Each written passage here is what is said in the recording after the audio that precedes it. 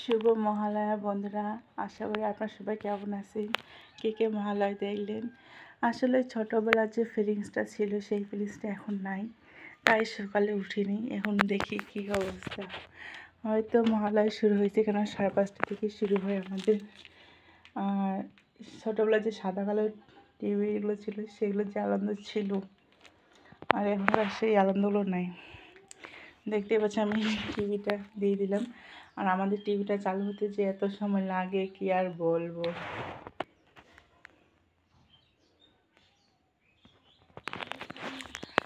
ছোট্টবেলার যে আনন্দটা ছিল মহালয়া দেখার, সেই ভোর 5টা থেকে ঘুম থেকে উঠে দেখেন একবারে চলতেছে অন্যান্য চ্যানেল দেখে।